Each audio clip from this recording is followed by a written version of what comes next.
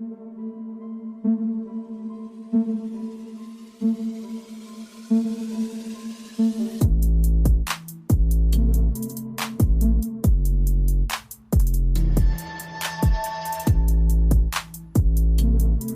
up, everyone? Welcome to the podcast. I'm your host, Isaiah Copon. It's April 30, 2021, and this is Lift and Learn episode 33. In this episode, I'll be breaking down the biggest issue in health right now, that's just my opinion, and using food as medicine. Before that, though, I'll talk a bit about what I've been up to lately, and that might include fitness-related topics, and it might not. If you want to follow me, your host, on Instagram, it's isaiah.copon, and you can also check out my website, isaiahcopon.com. The podcast is on Instagram, at Lift and Learn Podcast, on Twitter, at Lift and Learn Pod, and also on Facebook. You can just search Lift and Learn Podcast. With that being said, let's get into it. So it is day 11 or 12. Day 11 or 12 now, so I'm almost done quarantine, chilling in my Airbnb now, and have been for the past week or so. I'll be going back to my real home on Monday, finally, and I'm gonna have to fix my car since the battery is probably dead at this point, and apparently my keys aren't working, so I'm gonna have to figure that out. And shoulder update, it's looking decent right now. The first week it hurt to do anything. Even putting on a shirt was like so painful. But I've noticed that it's a bit easier these days to do that, so that's a good sign. Any anterior movement, like moving my arm or shoulder forward, was so painful last week. And this week it seems a little bit better, so recovery does look to be going well, which I'm glad for. But things like, I tried to roll over on that shoulder and oh my god, I thought I might have even popped it back out, but I think it's alright. And I can now reach my opposite armpit, so I guess that's good for when I'm in the shower soaping myself. So that's good. Apparently late next week should be around the time to start the rehab process, but honestly, I don't even think I'm going to be ready to do any rehab by that time, so we'll just see how it goes. Like I said, I'm planning on being super patient with this whole process because I don't want to re-injure it and set myself back even more. I've actually had multiple dreams this week about working out because I'm missing it so much already. That and also waking up in the middle of the night or just in the morning because there's pain in my shoulder, which sucks. I'm hoping this will be my last major injury forever or for at least a few years. Gyms aren't open for me, so there's no rush to rush the process since I'll be training at home for at least a few more weeks. I've been doing lunges on this little patio I have access to until basically my legs don't want to do them anymore. But the weather outside this week actually sucked. But I've been working on my core indoors when I can, so hopefully I can bring up that weak point this year and going forward. So yeah, Monday I'll be going back to my actual home, finally, and I'll get to turn on my iMac once again, my ultimate workhorse. I don't know what it is about my iMac, but I love working on it as opposed to this MacBook Air. And since I didn't mention it last week, Apple had their event a while ago at this point. I don't think I'll be upgrading anything just yet, but those colorful iMacs they showed off were so ridiculously thin since they're rocking that new M1 chip. I want to get one, but I think I'm going to wait to upgrade my devices until Apple gets that M2 chip in there, which is apparently coming in the second half of this year in some MacBooks. But those colors, though, they look pretty sick. Even though, in all honesty, it doesn't really make sense for me to even get hyped out about colors since the iMac doesn't even move anyways. So who's really going to see whatever color I get? But I'm sure the thing will sell like hotcakes with the way things are working from home. That'll continue to be a thing more people are going to do going forward. Bad news about the new iMacs though is that there wasn't a black color option, so maybe they're saving that for a Pro model, and that bezel on the front is still pretty big, even though I think they removed the Apple logo from the front. I especially miss my iMac because of that 5K display. So I'm waiting to watch that new David Attenborough nature documentary until I can watch it on there. I might also finally get around to watching The Witcher since Season 2 is coming soon. And I also saw that Master of None. They have a spin-off coming in late May that I hope turns out to be good. This Airbnb does have a nice TV though. It's huge, but doesn't even scale up to 4K, which is disappointing. And speaking about TV for a bit, you should know that I'm a big John Wick fan. At least the movies, since I don't read much. It looks like they're going to be working on a spin-off of the series called The Continental. I feel like I've mentioned this before already, and that's the hotel for assassins in the movies. And this one seems like it'll be 3 90-minute episodes and a prequel to the movies, so Keanu Reeves probably won't be popping up in there. Keanu is, though, looking to be the executive producer of that, so he might have some say as to what goes on whenever this thing takes place, which is in the 1970s. I guess it'll be pretty interesting to see how it all started and how Winston got this job or whatever. I don't know when this one is coming out, but John Wick 4 should be coming out around summer next year, so there's still quite a wait for that. And HBO revealed this week that House of the Dragon, which is their Game of Thrones prequel show, is now in production and will be available to stream starting in 2022. I still haven't seen that last season of Game of Thrones, but from what I've read, apparently that's a good thing. I'll give this one a shot for sure.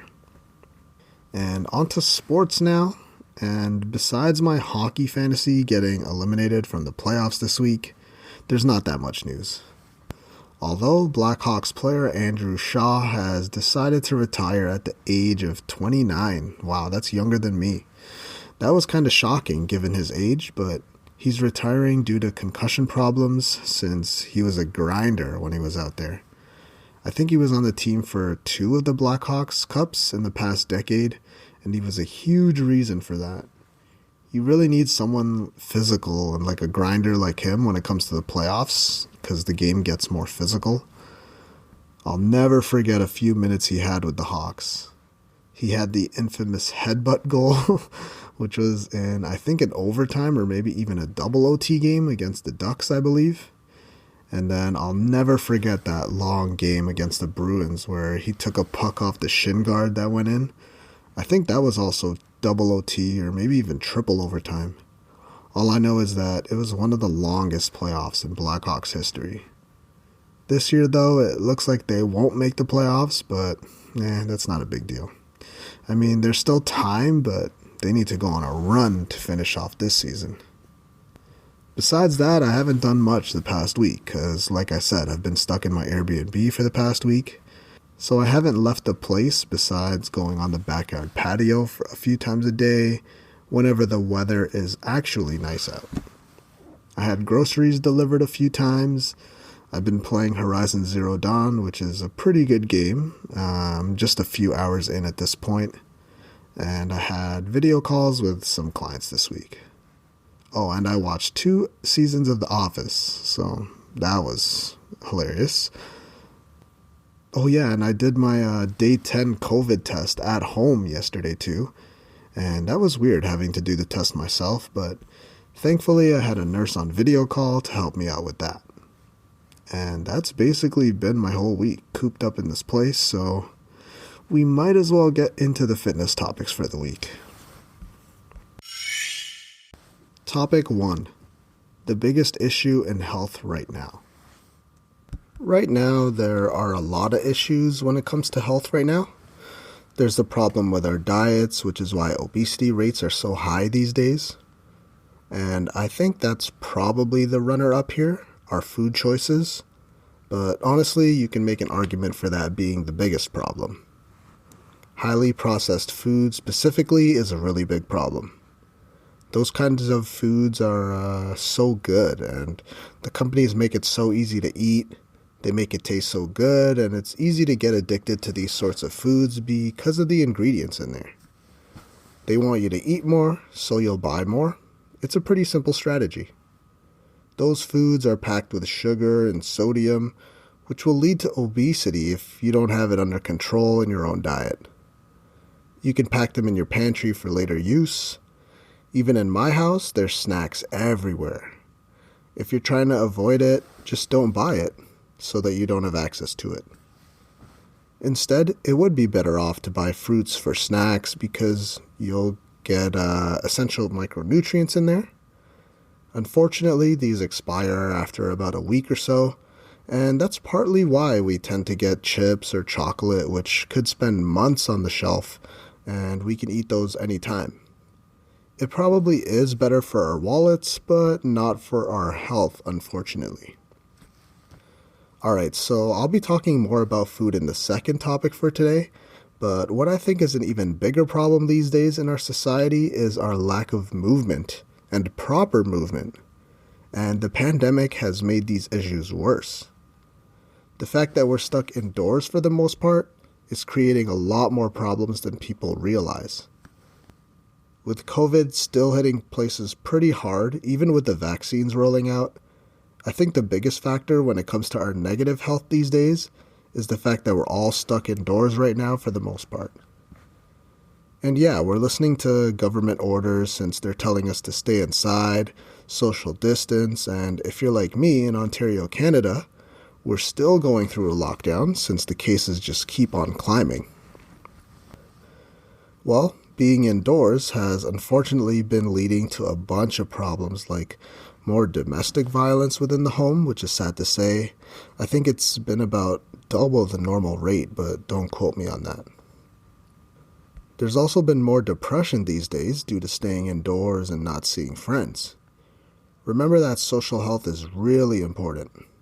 There's a study that has shown that not having friends or even not seeing friends or family is actually detrimental to your health, as much as apparently smoking a few cigarettes. I forget the exact number, but the bottom line is that social health is super important and it's negatively affected when you're in isolation. We also have younger kids who are having to deal with more anxiety issues, likely because of the way they grow up these days, and social media is at least partly to blame. And being in the fitness industry, we usually see the extremes when it comes to eating disorders, body dysmorphia, and stuff like that, but like I said, there are definitely bigger factors when it comes to dealing with the biggest issues in the way our current health is. So being indoors and the fact that we have access to so much food these days is a huge problem. We can get food delivered to us while lying down in bed. So that means combining no movement with fast food, and that's just cause for concern there and could lead to obesity after a few days or weeks or months or maybe even years of doing that. And while we're stuck indoors, it's tough to come out of that daily routine.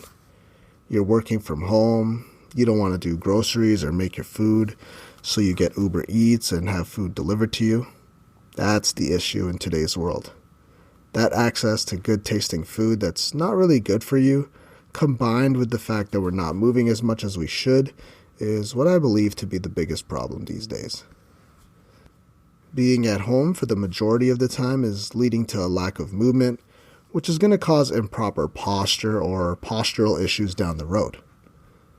Even kids these days, since they have access to phones and tablets these days, are developing this upper cross syndrome and forward rounded shoulders because they're basically hunched over all day looking at mobile screens. And since they're still growing, they're basically growing into this improper form and posture. Just people listening to this podcast growing up, I mean, we didn't have access like that. Yeah, we had TVs to stare at all day, but that's a lot different from having a phone in your lap or on the floor all day long while they play Fortnite or watch YouTube or Netflix all day. And when we were younger, at least we went outside and played around for a little bit. Now these phones are so powerful, you can basically do everything on them, and it's tough to pull them away from that sort of thing. So when it comes to being healthy or for longevity purposes, this lack of movement obviously isn't going to do your body any good in the long term. You're lying down or sitting all day while getting in maybe only 1,000 to 3,000 steps daily. And that inactivity will lead you to probably gaining weight, and with the gyms not open, it's probably going to be tough to do exercise as well.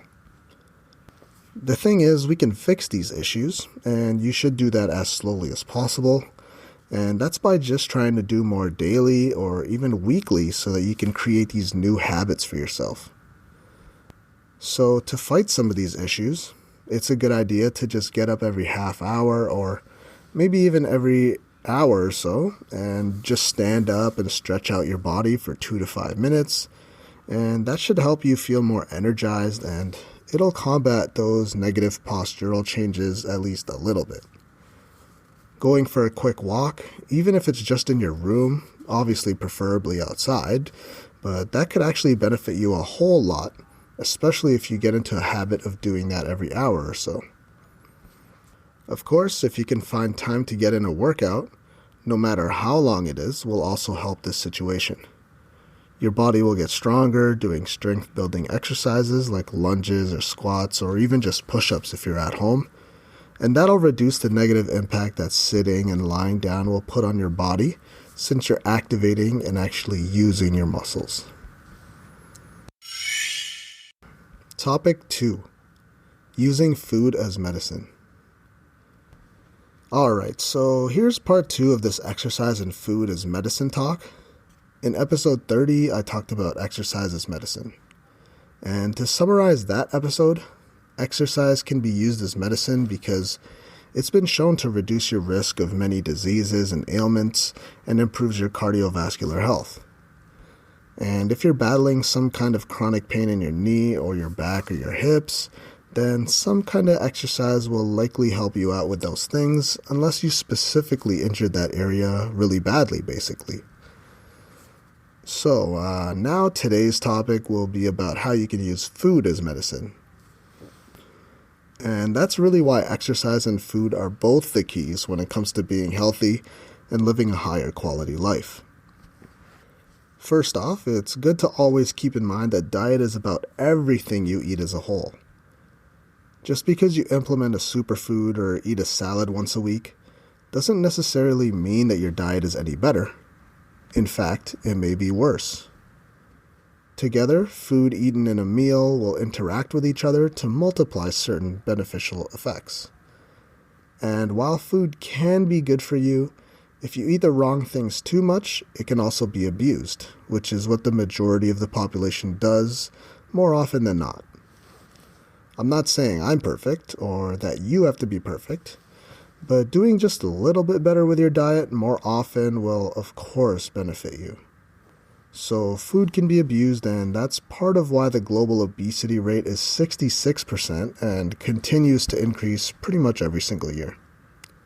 So before I get into the benefits of getting in food from whole sources, let me talk just briefly about food the way it's being abused today. And that's contributing to a lot of medical problems these days. In part 1, just a few minutes ago, I talked about how sedentary we've all progressively become, and that's been highlighted because of the pandemic. Well, that has led to more consumption of easily accessible foods. That means highly processed foods are finding their way into our diet more and more since we're stuck at home. That's promoting more laziness if you're working from home, since now you just need to get out of bed 10 minutes before that morning meeting or before you need to start working. So now you're just grabbing the fastest snack you can. And if we're eating highly processed foods multiple times a day and continue to do that for years and years, that'll lead to a higher risk of developing chronic diseases and problems within the body. Most addictive foods tend to be those that contain high calories and little micronutrients, basically sweets and takeout foods. Most high sugary foods make you crave more sugary foods, and over time that could lead to excessive eating or binging. That's partly to blame for the obesity epidemic. That's going to lead to more fat around the abdomen, which will increase long-term health risks because that's where your organs are. I've been talking a lot about high-processed foods lately, and that's because over the past few decades, it's been a staple in our diets because it's so easy to make and consume. These kinds of foods are just made to be cheap and easily available and accessible. They're also made for you to eat more of it, so you buy more of it. You do become kind of addicted to that taste or the sugar in the product. They're usually high in fats and sugars, and there's a bunch of added salt in there for flavor purposes. It's now hard these days for people to eat food that's fresh or to have properly well-balanced meals because of the way the food industry has become. And this has led to a rise in obesity, type 2 diabetes, and a bunch of other problems. There was actually a pretty big study that mentioned that pop or soda that's sweetened with high fructose corn syrup actually increases the risk of rheumatoid arthritis, while diet drinks had no effect. However, it actually is still kind of a mystery exactly why this happens. But it could be because of the fact that their high sugar content or fructose that gets into the gut and could trigger highly pro-inflammatory compounds. And when that gets absorbed by the body, that could aggravate inflammation in the joints. Now, keep in mind that doesn't mean that you should replace those high sugar drinks or Cokes and stuff with their diet versions, because that also doesn't lead to much weight loss or better health either. And when it comes to rheumatoid arthritis, something that could help lower the risk of it could be having a good amount of omega-3 fatty acids daily. Now you could get that from fish oils, but you could also get that from fatty whole food sources like salmon. I mean, let's face it. Of course what we eat is going to impact the way we live. You literally eat multiple times a day, every single day, and that's the fuel for your body. If you feed it trash, you're probably going to feel the same way. It's really that simple. Okay, so if we continue to eat this way, of course food won't be used like a medicine. In fact, it's the opposite. You're basically speeding up death. I know that's an extreme way to look at it, but that's the truth. So that's why I want to talk about how we can all use food positively so that you can live a fuller and longer life. This is exactly why we need to consume food that'll actually benefit us and ones that'll be good for our long-term health. Proper food is going to provide you with fuel to function and a bunch of nutrients to grow, heal, and repair tissues within the body. And it could also help boost your immune system. So, some quick and healthy eating tips to start with when it comes to eating and using food as medicine. You should be eating a diverse diet, and that means you need to vary what you eat when you can, daily. And on a wider scale, it would probably be good to change up what you eat from season to season as well. It's also good to try new things, which is something that I still try to improve on. These tips alone will help you increase the wide variety of gut microbiome or bacteria in your gut, and that's what leads to you being more healthy. Something that we can all improve on is having a higher intake of fruits and vegetables in our diets, which has been shown to reduce our risk of heart disease and stroke. I've talked about a healthy plate of food before, and that just means that each meal should be roughly half vegetable or fruit, and the other half should be split up with protein and carbs. If that seems like too much of a jump at first, then just start off slowly and build your way up to something like that. A healthy diet is very important when it comes to battling inflammation throughout the body. Even something that seems simple, like healing a wound, is actually much slower in people who are malnourished. Foods with anti-inflammatory properties will help deal with inflammation, which will promote healing so that immune cells can return to the blood. Even things like high cholesterol are still a big problem in today's world.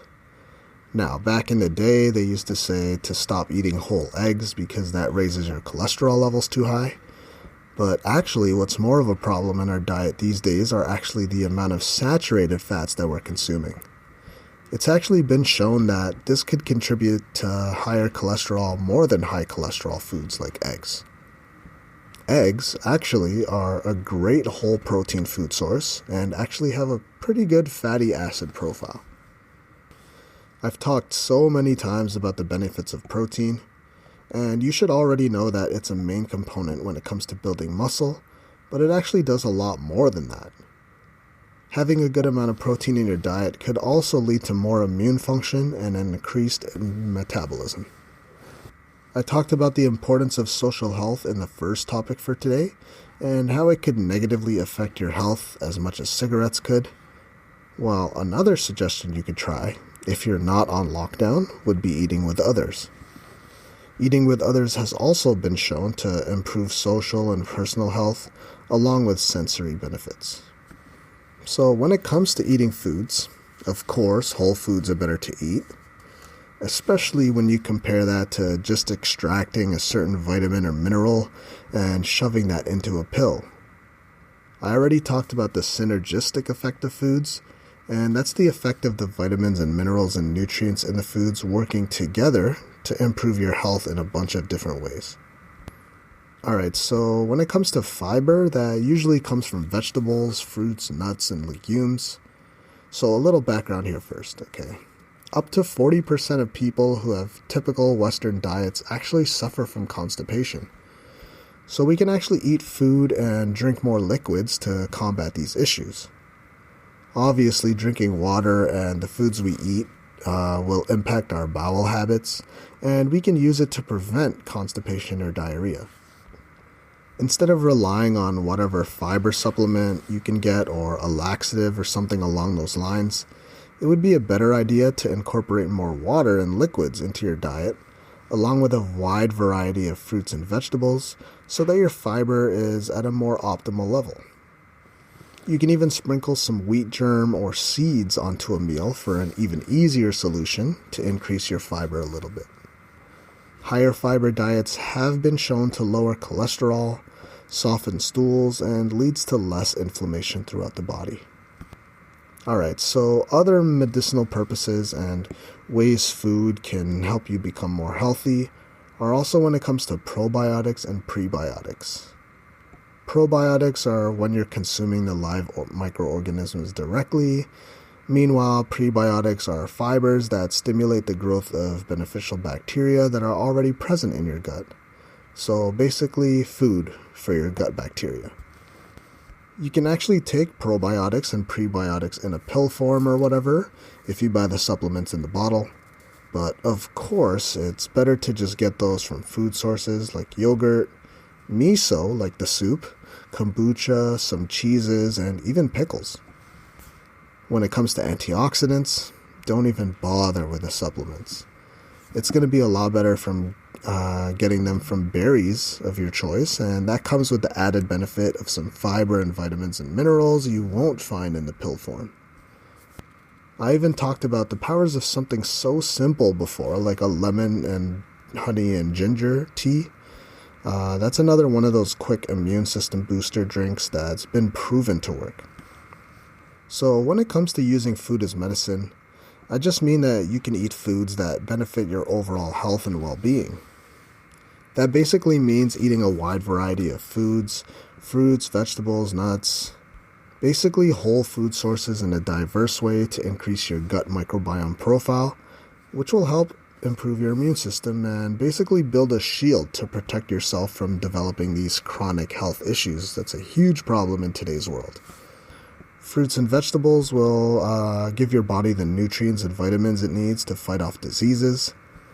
Make sure to get in your fiber as well so that you'll have regular bowel movements, which by itself could help you lose weight and be beneficial for you.